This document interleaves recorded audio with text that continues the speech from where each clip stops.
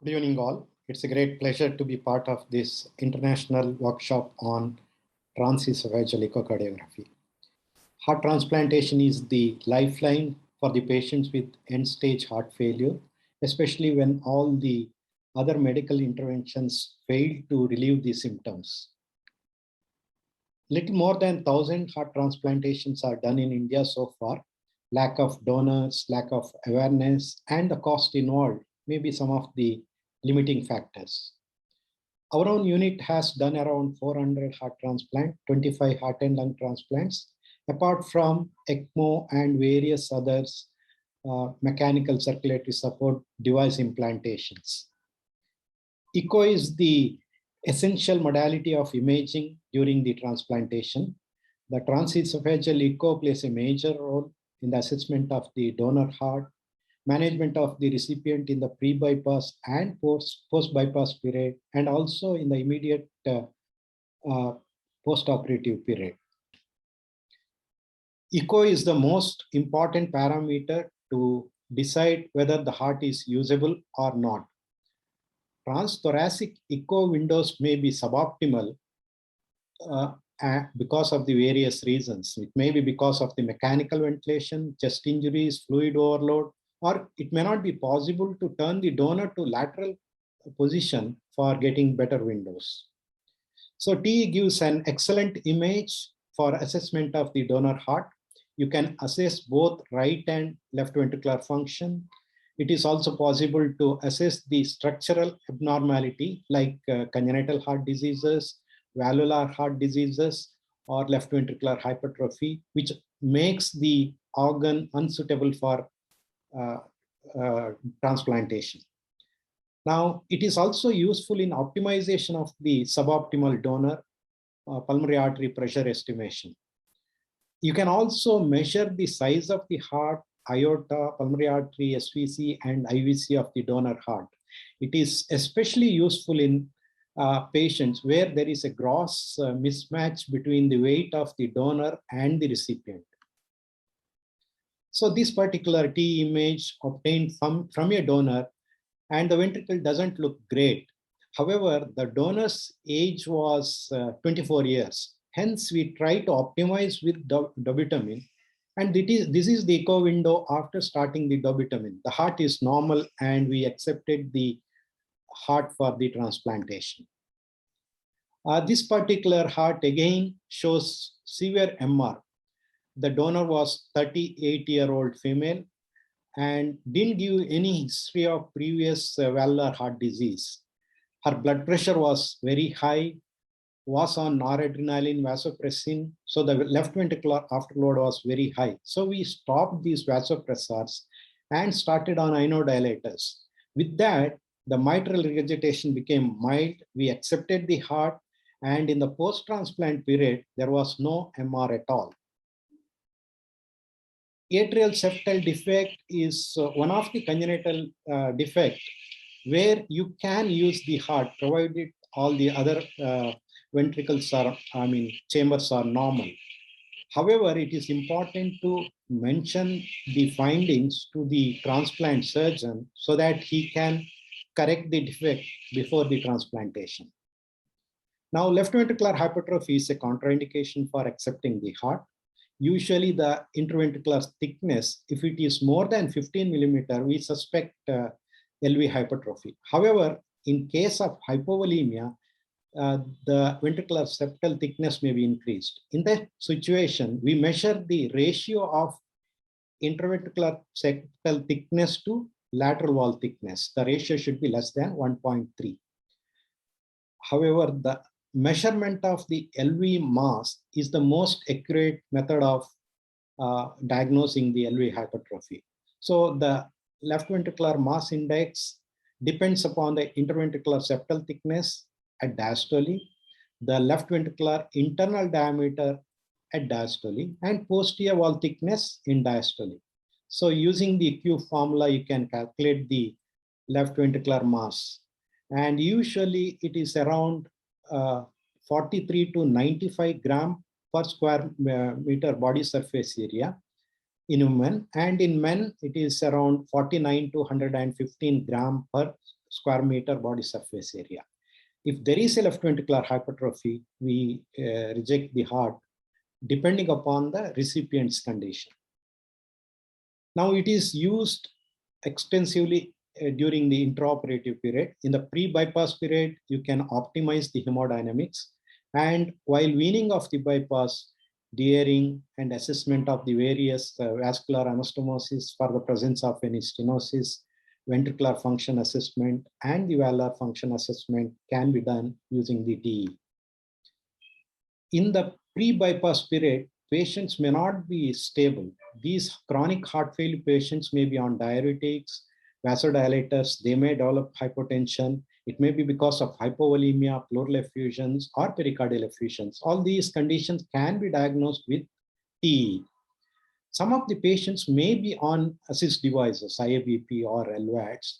So if they develop hypotension and low cardiac output, it may be because of the RV dysfunction or aortic regurgitation. Again, it can be diagnosed with TE. This patient with heart failure had clot in the LV apex. So it is common to find LV clots in chronic heart failure patients. If it is not detected, it can have systemic embolization and stroke also. So we need to be careful. Clots can be seen in the right atrium also. If it is not detected, it may embolize into the pulmonary artery, resulting in severe pulmonary artery hypertension in the post-transplant period. Dearing is must while coming off bypass, and it is true for all the cardiac surgical procedures. Now, once you come off, we need to assess the LA anastomosis. A dense ridge can be seen at the site of LA anastomosis. It may be mistaken for a mass or thrombus, and especially seen if there is a size mismatch between the LA of the donor and the recipient. Here you can see the wedge in the left atrium, and the left atrial size also is big. Now, Canio et al. Reported a case of mechanical flow obstruction at the site of LA anastomosis, and it was because of the pulsing effect at the site of anastomosis. They reported a trans-stenotic gradient of 13 millimeter of mercury. However, these things are rare. We need to assess the SVC anastomosis. Here, there is no turbulent flow. The SVC anastomosis is good. In this particular image, there is turbulence across the SVC anastomosis. So there is some amount of SVC narrowing. It may lead on to cerebral edema or SVC syndrome. In this particular bicaval view, there is a severe stenosis of the SVC anastomosis. So surgeons redid the anastomosis using interrupted sutures. Now, Jacobson et al. Also reported a case of IVC obstruction at the junction of the right atrium and the IVC anastomosis. Patient had good right ventricular function while coming off bypass, but developed acute kidney injury and liver failure. There is always a competition between the liver transplant surgeon and the cardiac surgeon for the IVC curve. This is one of our post-transplant patients where there is some anastomotic narrowing at the junction of the RA and the IVC. We did the color flow Doppler, which didn't show much turbulence. We also measured the venous pressure in the IJV and femoral vein, and there was not much difference. So we did not do any interventions. And finally, the patient did well. Tricuspid regurgitation can happen post-transplant period, especially so if the surgeons use Shumway technique of biatrial anastomosis.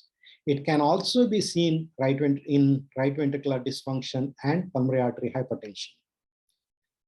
Anderson et al. Studied 130 transplant patients. 104 had no TR, 12 had mild TR, 13 had moderate TR, 1 patient had severe TR. And they concluded that the severity of the TR predicted the late survival. Here you can see the RVOT. This is the best view to assess for the narrowing at the site of the pulmonary artery anastomosis. Again, there is no turbulence in the color flow. However, on the right side, you can see narrowing of the anastomotic site. If you put color flow, there is turbulence, and also Doppler flow velocity is more than 3 meters per second. Usually the Doppler flow velocity should be less than 1 meter per second. Again, you need to look at the aortic anastomosis also. The Doppler flow velocity should be less than 1.4 meter per second at the site of the anastomosis. Right ventricular dysfunction is the commonest complication you see in the post-transplant period. 50% of the post-transplant complications are because of the RV dysfunction. It may be because of the pulmonary venous hypertension, or it may be because of the pulmonary vascular disease, or because of the ischemia and reperfusion injury, or maybe because of the air embolism into the right coronary artery. Majority of the patients are treated medically. It is diagnosed by looking at the TAPC and the FAC. TAPC less than 1.5 and FAC less than 45%. You need to suspect RV dysfunction. And this particular patient had dilated RV in the post-transplant period. LV function was okay. However, we managed with inotropic support. This particular echo image shows severe ventricular dysfunction. We came off bypass with good arterial blood pressure. However, the TEE images showed severe LV dysfunction. So we started on inotropic support. And with the inotropic support, ventricular contractility improved and the patient did well. This particular patient had severe graft dysfunction in the post-transplant period. The inotropic support, various other modalities tried, the ventricular function did not improve. So we put the patient on ECMO. And on ECMO, slowly the ventricular function started improving, but still suboptimal. So we shifted the patient to the ICU on ECMO support. We continued the ECMO for almost 48 hours, and the ventricles fully recovered, and we could wean off the ECMO. We can also have pericardial effusion. This is so if there is a disparity between the size of the pericardial cavity and the normal heart. Usually it will persist for 1 month. Beyond 1 month, this will disappear. If there is a persistent pericardial effusion, that means there may be rejection. Now, efforts have been done by the European Society of Cardiology to identify heart transplant graft rejection using cardiovascular imaging. Now, Mark Friedberg wrote an article on echocardiographic detection of heart transplant graft dysfunction. Now, again, Roshanali et al. Published echo rejection scoring system for the diagnosis of the heart transplant rejection. However, the gold standard for diagnosis of rejection is endomyocardial biopsy. Now, peak systolic strain at septum, lateral wall, RV base, time to systole at septum, lateral wall, RV base are considered to look for rejection. Now, 4 factors are altered in rejection: lateral wall strain, time to systole at the septum, posterior wall thickness, and LV mass index. So echo rejection score is calculated based on these 4 parameters. It had a sensitivity of 100%, but the specificity of 71%. Let me start with the case scenario. 54-year-old man with the DCM had high pulmonary vascular resistance. Now, when there is a high pulmonary hypertension, whether to do transplant or not is a debatable question, because there will be some part of the reversible pulmonary vascular disease or pulmonary vascular resistance. Some is fixed. So this patient had severe RV dysfunction with pulmonary hypertension. So he was not a candidate for LVAD. So we went ahead with the transplantation. In the post-transplant period, he had severe RV dysfunction. LV function was normal. He had low blood pressure, cardiac output was low.